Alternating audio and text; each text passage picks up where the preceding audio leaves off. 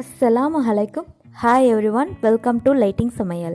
இன்னைக்கு நம்ம கிச்சன்ல ரொம்பவே சூப்பரான டேஸ்டான கிட்ஸோட மோஸ்ட் ஃபேவரட்டான சாக்லேட் ஐஸ்கிரீம் தாங்க பார்க்க போறோம்.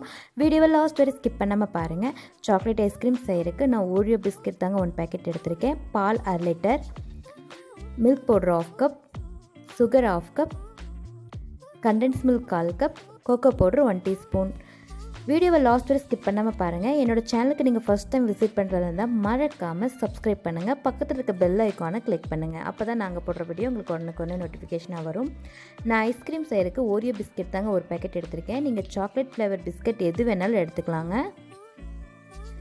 இப்போ பிஸ்கெட்லாம் நல்லா பொடியை கட் பண்ணி மிக்ஸி ஜாரில் சேர்த்திட்டேங்க. இது நல்ல ஃபைனான நைஸ் பவுடரை அரைச்சிட்டு வந்துடலாம்.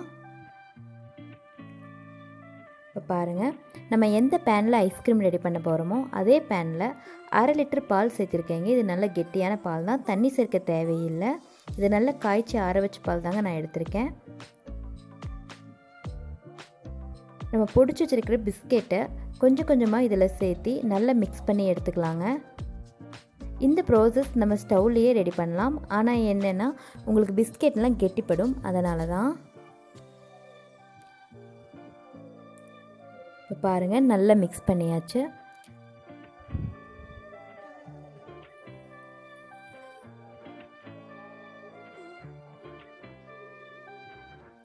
இதே மாதிரியே மீதம் இருக்கிற பிஸ்கெட் பவுடரும் சேர்த்து நல்லா மிக்ஸ் பண்ணி எடுத்துக்கலாங்க, கெட்டி இல்லாமல். இது ரொம்பவே சூப்பரான டேஸ்டான ரிச்சான சாக்லேட் ஐஸ்கிரீமுங்க. கண்டிப்பாக ட்ரை பண்ணி பாருங்கள். ட்ரை பண்ணி பார்த்துட்டு எப்படி இருந்து எனக்கு கமெண்ட் பண்ணுங்கள். இப்போ பாருங்கள், நல்லா மிக்ஸ் பண்ணியாச்சா. இதில் 1 டீஸ்பூன் கோகோ பவுடர் சேர்த்துருக்கேங்க.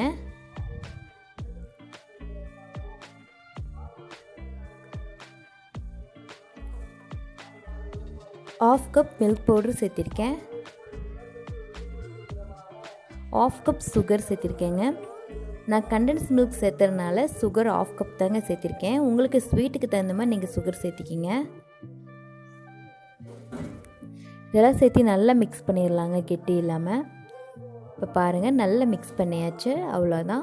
ஸ்டவ்வில் இந்த பேன் அப்படியே எடுத்து வச்சிடலாங்க.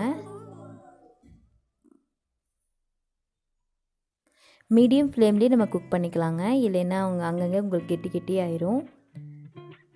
இந்த மாதிரி விஸ்க் வச்சு நம்ம நல்லா மிக்ஸ் பண்ணிக்கிட்டே இருக்கணுங்க, இல்லைன்னா உங்களுக்கு கெட்டிப்பட்டுரும். இப்போ பாருங்கள், ஒரு 7 நிமிஷம் ஆயிருக்கு, நல்ல கெட்டி ஆயிருக்கு.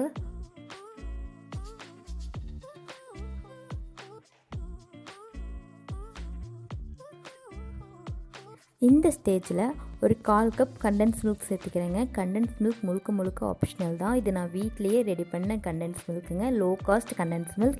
இதோட லிங்க் தேவைன்னா நான் டிஸ்கிரிப்ஷனில் கொடுக்குறேங்க, தேவைப்படுறவங்க பார்த்துக்குங்க. நல்லா சேர்த்து மிக்ஸ் பண்ணியாச்சு. இந்த அளவுக்கு நல்ல கெட்டியான கன்சிஸ்டன்சியில் இருக்கணுங்க.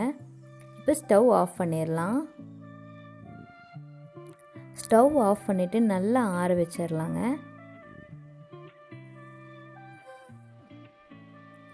இப்போ பாருங்கள், நல்லா ஆறிடுச்சு. இது மிக்ஸி ஜாரில் சேர்த்து நல்ல நைஸாக ஒரு 2 அல்லது 3 நிமிஷம் நல்லா மிக்சியில் அரைச்சிட்டு வந்துடலாங்க. இந்த மாதிரி செய்யும்போது தான் உங்களுக்கு நல்ல ஃபைனான க்ரீமியான டெக்ஸ்சரில் சூப்பரான ஐஸ்கிரீம் கிடைக்கும். இப்போ பாருங்கள், நல்லா அரைச்சிட்டு வந்துட்டேன். இது ஒரு ஏர்டைட் கண்டெய்னரில் நான் ஸ்டோர் பண்ணிக்கிறேங்க.